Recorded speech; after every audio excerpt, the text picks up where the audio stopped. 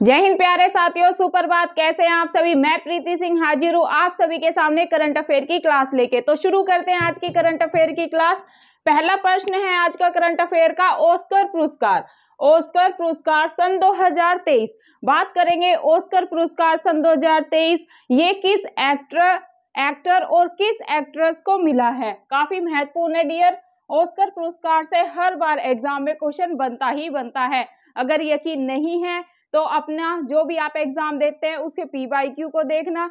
Current affair से आपको देखने को मिलेगा कि भाई ऑस्कर पुरस्कार से और जो ये साहित्य के पुरस्कार होते हैं, यहाँ से ऐसे पुरस्कारों से क्वेश्चन बनते ही बनते हैं। तो आज हम बात करने जा रहे हैं ऑस्कर पुरस्कार सन 2023 का बेस्ट एक्टर अवार्ड किसने जीता है। तो ये जीता है ब्रेंडन फ्रेजर ने। किसने? ब्रेंडन फ्रेजर ने।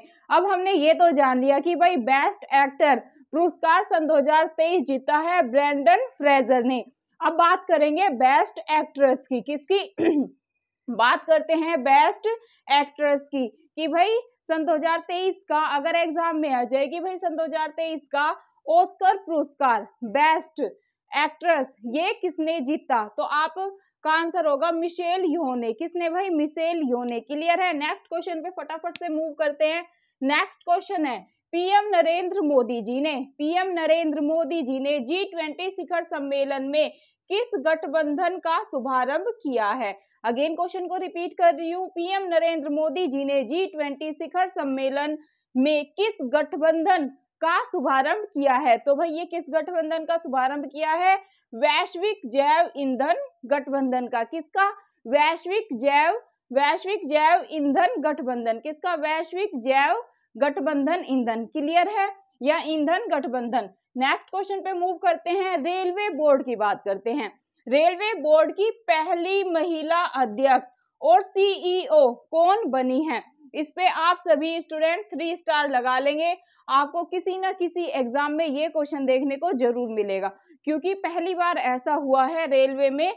रेलवे बोर्ड की पहली महिला अध्यक्ष और सीईओ कौन बन गई है भाई? ये बनी है जया वर्मा सिन्हा। कौन बनी है? जया वर्मा सिन्हा। अब से पहले क्या होता था भाई, कोई मैन ही क्या होता था? सीईओ और अध्यक्ष होता था रेलवे बोर्ड का। लेकिन पहली बार क्या हुआ है? पहली बार रेलवे बोर्ड में पहली महिला अध्यक्ष और सीईओ बनाई गई है। और ये कौन बनाई गई है? ये बनाई गई है जया वर्मा सिन्हा जी। कौन? जया वर्मा सिन्हा जी। क्लियर है सारी चीजें। नेक्स्ट क्वेश्चन पे मूव करते हैं। नेक्स्ट क्वेश्चन है, लोकसभा में महिला आरक्षण बिल।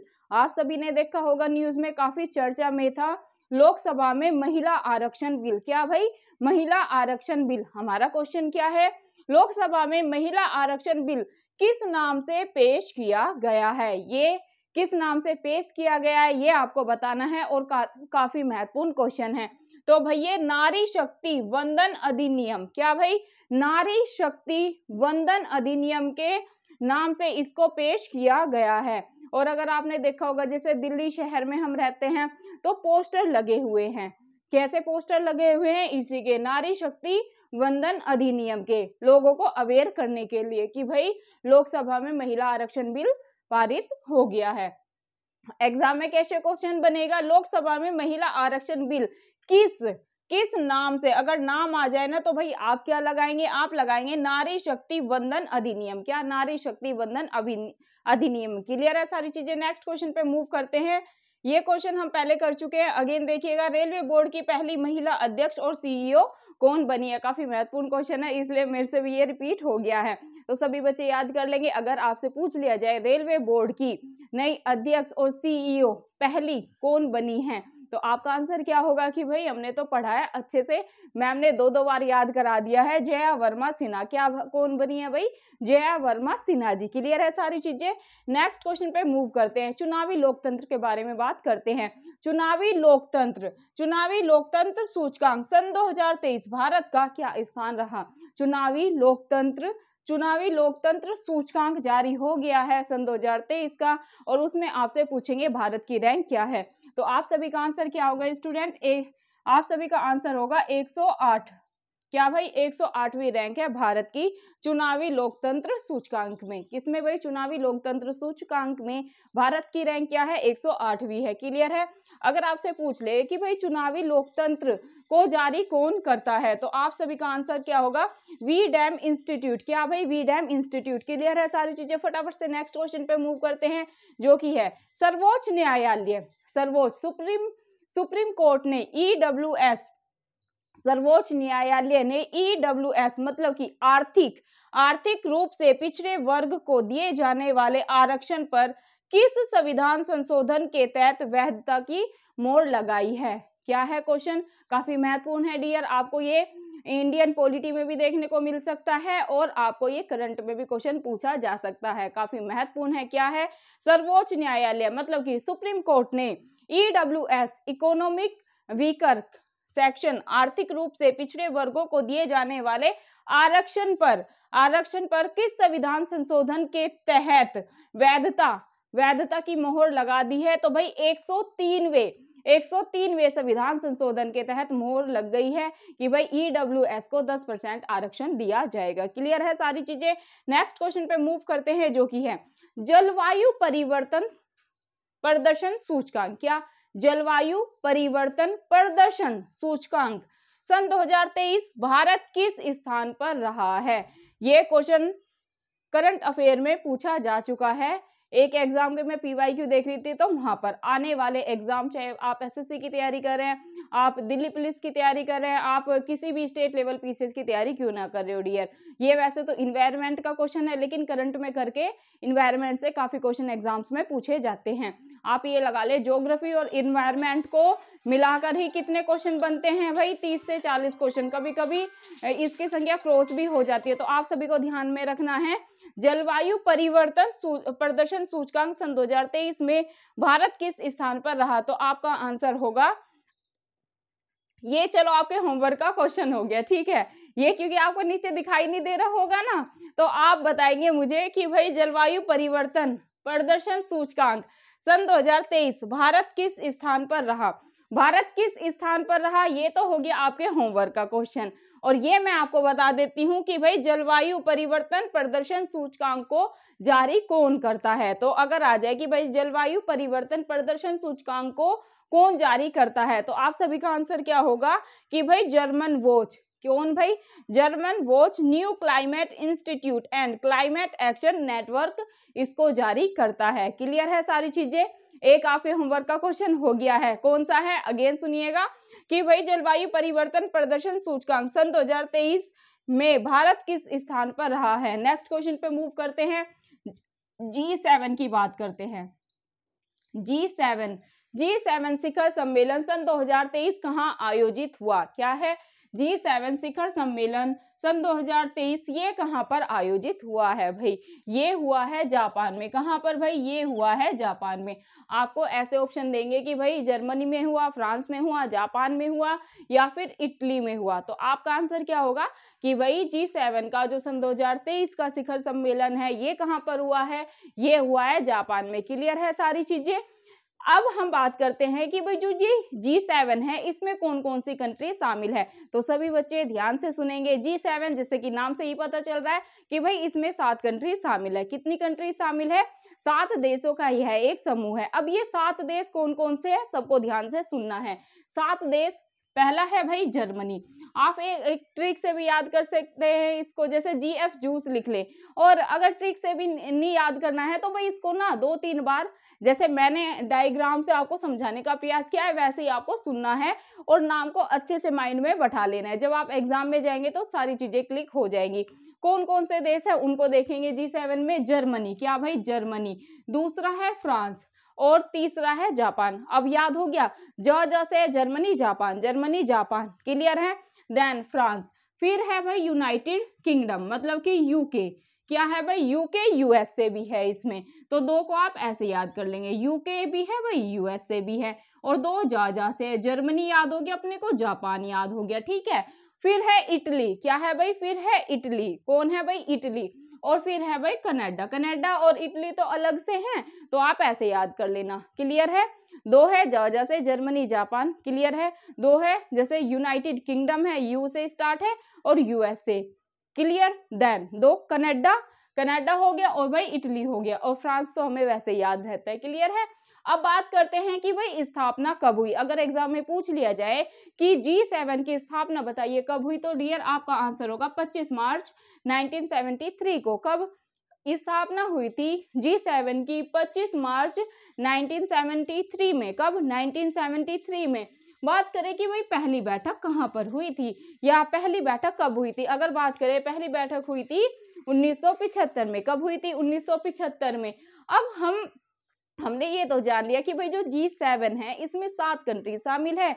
इसकी स्थापना 1975 में, इसकी स्थापना 25 मार्च 1973 में हुई, और भाई पहली बैठक हुई थी 1975 में। कब पहली बैठक हुई थी? 1975 में। और हमने ये भी जान लिया सन 2023 में इसका आयोजन कहाँ पर हुआ था? भाई जापान में हुआ था। अब अपने को ये जानना है ये G7 क्या है, तो आप ध्यान में रखेंगे 7 विकसित, जो ये 7 कंट्री आपको पता है भाई, Germany, France, Japan, UK, Italy, Canada और यूएसए। ये कैसी कंट्री है भाई? ये विकसित कंट्री है, इनका पूरी तरह से विकास हो गया है। और अपनी कैसी है भाई? अपनी विकासशील है, मतलब कि विकास की ओर बढ़ रही है। भारत कैसा है भाई? विकासशील देश है। लेकिन ये कैसे देश है? ये विकसित देश है। अब आप ध्यान में रखेंगे 7 विकसित और एडवांस इकोनॉमी वाले देशों का यह एक समूह है। क्या? 7 विकसित और एडवांस इकोनॉमी वाले देशों का क्या है? ये एक ग्रुप है G7।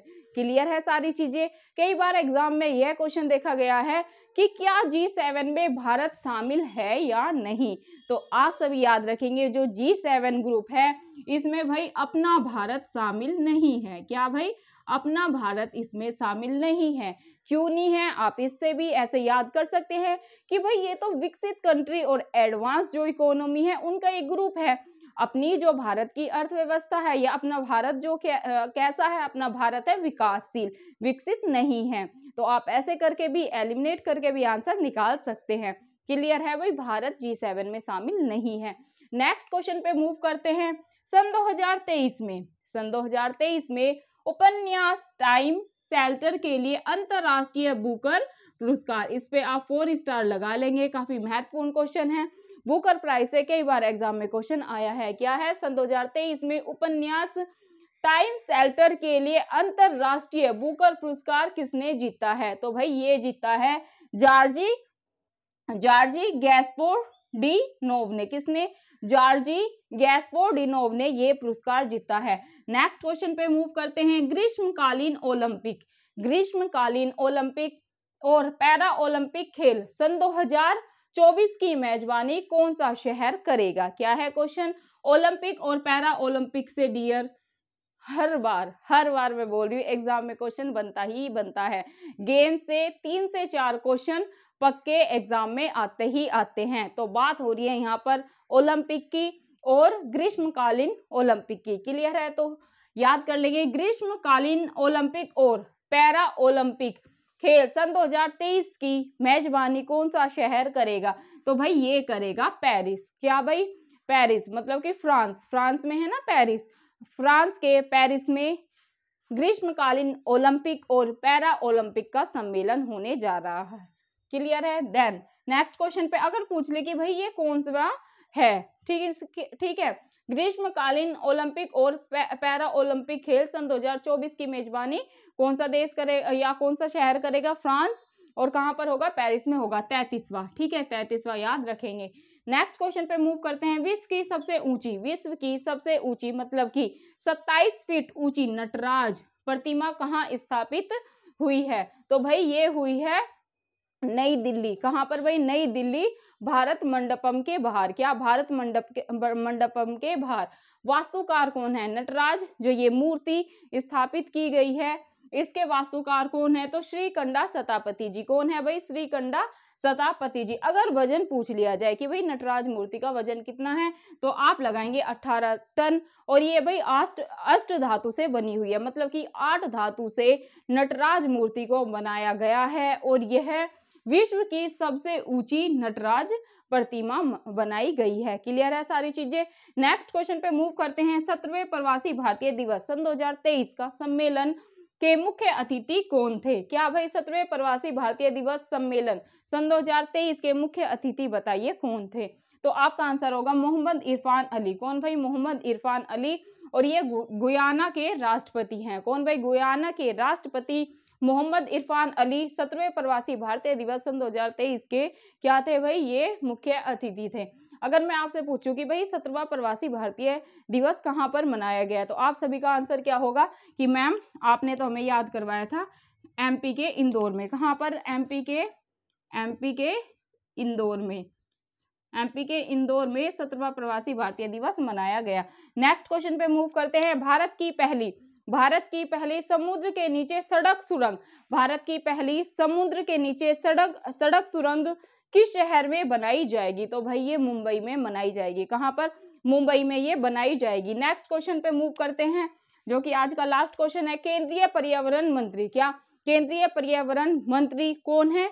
तो ये हैं भूपेंद्र यादव जी। इन्होंने किस राज्य के रानीपुर टाइगर रिजर्व, क्या रानीपुर टाइगर रिजर्व को भारत का 53वां टाइगर रिजर्व घोषित किया है? अगर आपसे पूछ ले 53वां टाइगर रिजर्व कौन सा है, तो आपका आंसर होगा कि भाई रानीपुर है। और ये कहां पर है? तो आपका क्या आंसर होगा? आपका आंसर होगा यूपी। तो डियर फ्रेंड्स, ये थी आज की हमारी करंट अफेयर की क्लास। आई होप आपको क्लास काफी अच्छी लग रही है। प्लीज कक्षा को ज्यादा से ज्यादा शेयर करें। अगर अपने चैनल ईपीएस बाय प्रीति सिंह को सब्सक्राइब नहीं कर रखा है तो सभी बच्चे चैनल को सब्सक्राइब कर लेंगे, और वीडियो अच्छी लगे तो वीडियो को सभी लाइक भी कर देंगे। और रिक्वेस्ट आपसे यही है, प्लीज वीडियो को ज्यादा से ज्यादा शेयर किया जाए ताकि गांव-गांव तक अपनी एजुकेशन की वीडियो जाए। और जो बच्चे करंट अफेयर की या फिर और भी किताबें अफोर्ड नहीं कर पाते, मुझे पता है कि जो बच्चे गांव से बिलोंग करते हैं उनके लिए 100-200 रुपए भी बहुत मायने रखते हैं। हर बच्चा किताब नहीं खरीद सकता है, तो यूट्यूब बहुत अच्छा माध्यम है। आप जितने में किताब खरीदेंगे इतने में आप अपने फोन में नेट रिचार्ज करें और आराम से यूट्यूब पे पढ़ें। शुक्रिया, मिलते हैं आपको कल की क्लास में। जय हिंद, जय भारत।